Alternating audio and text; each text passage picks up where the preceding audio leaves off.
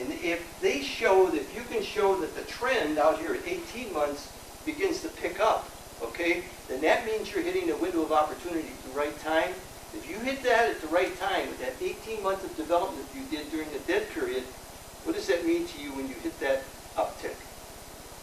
That gives you first mover advantage. And that first mover advantage is critical for not only sustainability, but of course profitability and return. That's another thing investors want to look for. Yes, sir? But are investors more skeptical than they used to be? Well, sure, yes they are. They're very skeptical. But at the same time, if you have a good plan and a great idea, that just takes that all away. They're just not going to hand checks out like they did the dot-com period.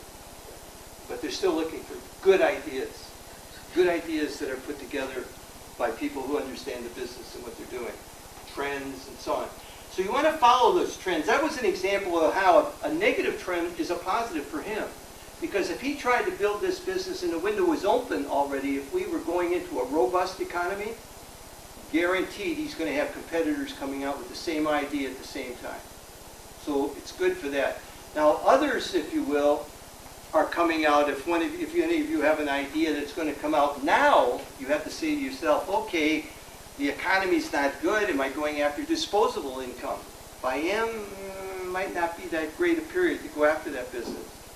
If it's going after, if you will, tooling, if you're going to satisfy something that's in need right now, that's a capital asset that needs to be purchased to fuel the future trend, then it could be the right time to do that too.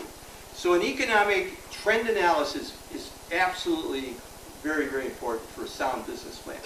Think of it as the wave. You're a surfboard rider. You're on a surfboard. You want to get on that wave. And you want to get on it at the beginning of it and ride it to its crest. And that's what you're trying to do with these trends. So if you aren't paying attention to the trends, you could have the great idea, but it's the wrong time, wrong place. And you're out of business. Does it make sense? Okay. So these are important. There's 4 trends that you pay attention to. One's political. If you have an idea that is going to be supported by a political trend, by regulation, something like that, it could be positive. Of course, you have the economic trend. You want to look at that. You have a social trend. What's going on with a social trend? Everybody tell me what that is. What's the biggest social... Facebook? No, bigger than that. What's going on? What's a big, big social impact on a social trend right now? I'm part of it. I don't know if you are, Mike, but I am. Baby boomers. We've got 75 million people leaving the workforce. So the 75 million people leave, it's probably not bigger than Facebook, by the way, you're right. But those 75 million people are going to be leaving, and it's causing a big demographic shift.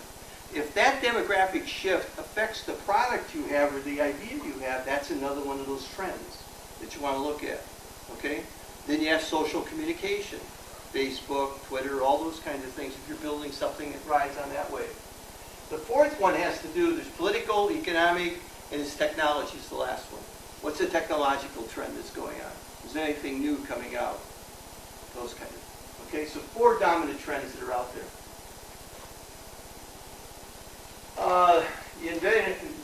The innovator's model or idea model, we call it, is associated, connecting the problems to various solutions.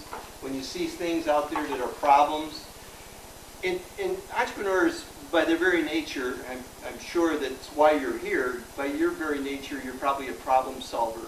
You like to solve problems. You may not even know that, but you take solving problems as not only a challenge, but it's interesting to you. So you like to do that. And that's important. But what's even more important is that you solve those problems and you're able to connect the dots between the problems being solved and the needs, the problems that are being caused. So you can connect those things.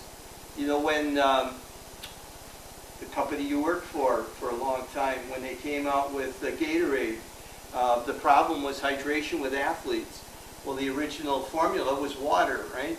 And then they determined that water and I guess lactic acid or fruit juice, we'll add that to it and something else. What they did is they connected the dots between 2 or 3 ways of satisfying hydration problems with athletes. They connected those dots. Out comes a product called Gatorade. And Gatorade's been sold, I don't know how many times has the company been sold now? 3? What? Twice. Twice. Generates billions of dollars. It's generated its lifetime. Simple stuff.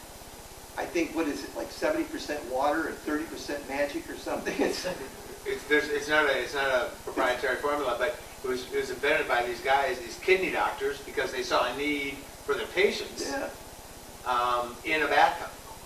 They mixed up the first batch in a In a bathtub. bathtub. And it was just basically salt and sugar to basically get hydration faster than water into their kidney patients. Wow. Well, they connected the dots. So that's probably the most grand kind of an example, but you have to be aware of that. Just look at how all these things play together. You want to challenge the